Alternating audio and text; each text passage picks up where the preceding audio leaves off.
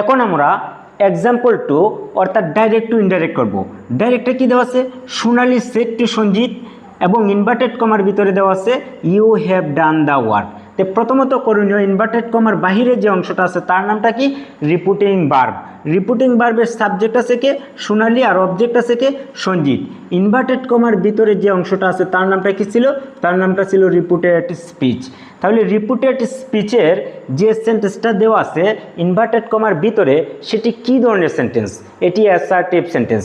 Direct two indirect করতে গেলে প্রথমত তোমাকে খুঁজে বাই করতে হইব ইনভার্টেড কমার ভিতরে যে সেন্টেন্সটা দেওয়া আছে সেটা যদি অ্যাসার্টিভ সেন্টেন্স হয়, তাহলে তোমার রিপিটিং ভার্বের সেড টুর পরিবর্তে তুমি টোল্ড ইউজ করতে পারো। সেড টুর পরিবর্তে কি ইউজ করতে পারো, টোল্ড ইউজ করতে পারো। সাবজেক্ট এবং অবজেক্টের কখনো কোনো পরিবর্তন ঘটে না রিপিটিং ভার্বের, শুধু ভার্বের জায়গাটাই তোমাকে পরিবর্তন করতে হবে। আর এটা কিসের অনুযায়ী পরিবর্তিত হয়, ইনভার্টেড কমার ভিতরে রিপিটিং যে স্পিচ থাকবে সেটি যদি অ্যাসার্টিভ সেন্টেন্স হয় তখন তুমি সেড টুর পরিবর্তে টোল্ড ইউজ করতে পারো। নেক্সট এখন তোমার করণীয় কি, যে ইনভার্টেড কমা দেওয়া আছে তাকে তুলে দিতে হবে, মানে ইনভার্টেড কমা উঠাই দিতে হবে। ইনভার্টেড কমা উঠানোর জন্য অ্যাসার্টিভ সেন্টেন্স যদি থাকে ইনভার্টেড কমার ভিতরে, তখন তোমাকে কি ইউজ করতে হবে, দ্যাট। তারপরে তোমার কাজ হচ্ছে কি, পার্সনের পরিবর্তন। তাহলে ইনভার্টেড কমার ভিতরে যে সেন্টেন্স দেওয়া আছে সেন্টেন্সটা যদি অ্যাসার্টিভ সেন্টেন্স হয়, তার শুরুতে যে সেন্টেন্সের শুরুতে যে ওয়ার্ডটা আছে কি আছে, ইউ, এটাকে যদি আমি সাবজেক্ট ধরি, এটা কোন পার্সন। এখন প্রশ্ন, পার্সন কত প্রকার, পার্সন 3 প্রকার আমরা সবাই জানি, first person, second person, third person. First person I এবং উই, সেকেন্ড পার্সন ইউ, আর বাকি সব থার্ড পার্সন। কোনগুলা, হি, সি, ইট, দে, কোনো কিছুর নাম।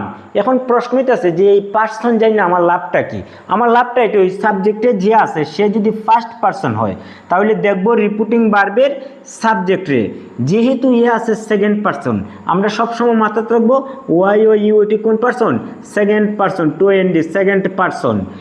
ইউ যেহেতু সেকেন্ড পার্সন, তাহলে রিপিটিং ভার্বের অবজেক্ট কি আছে, সঞ্জিত। সঞ্জিতের প্রনাউন কি আসবে, হি আসবে। তাহলে সঞ্জিত যেহেতু আমার সেন্টেন্সে একবার আছে, আমি পরবর্তীতে আবার সঞ্জিত লিখতে পারবো না, তাই নাউনের পরিবর্তে আমি কি ইউজ করছি, প্রনাউন ইউজ করছি।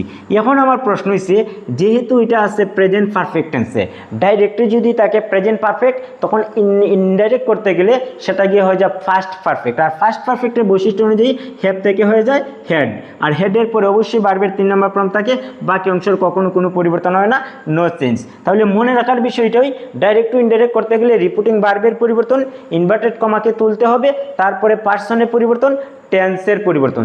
এখন প্রশ্ন, কখন কোন টেন্স হয় তার একটি বেসিক নমুনা আমি তোমাদেরকে একটু দেখাই দিই, দেখাইলে বুঝতে পারবা। প্রেজেন্ট ইন্ডিপেন্ডেন্ট টেন্স থাকলে past independent tense, present continuous থাকলে পাস্ট কন্টিনিউয়াস টেন্স। এই যে চার্টটি দেওয়া আছে, এই চার্টটি যদি তুমি ভালো করে দেখতে পারো বা বুঝতে পারো তখন তুমি বুঝতে পারবা। আমি কয়েকটা পরিবর্তন তোমাদেরকে দেখাই দিই।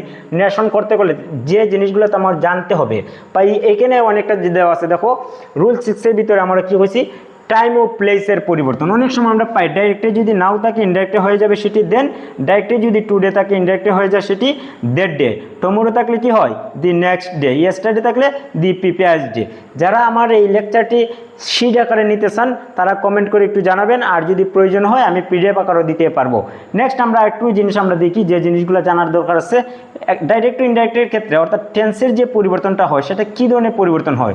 রুল 5 এর ভিতরে বলা আছে টেন্সের পরিবর্তন। আমরা পাইলাম যদি রিপিটিং ভার্বটি পাস্ট টেন্সে থাকে তাহলে তার পরিবর্তনটা কি হবে। প্রথম প্রশ্ন, ডাইরেক্ট স্পিচে যদি সিম্পল প্রেজেন্ট থাকে, ইনডাইরেক্ট স্পিচে সেটা হয়ে যাবে সিম্পল পাস্ট। যদি ডাইরেক্টে থাকে প্রেজেন্ট কন্টিনিউয়াস, ইনডাইরেক্টে হয়ে যাবে পাস্ট কন্টিনিউয়াস। ডাইরেক্টে যদি থাকে প্রেজেন্ট পারফেক্ট, ইনডাইরেক্টে হয়ে যাবে পাস্ট পারফেক্ট।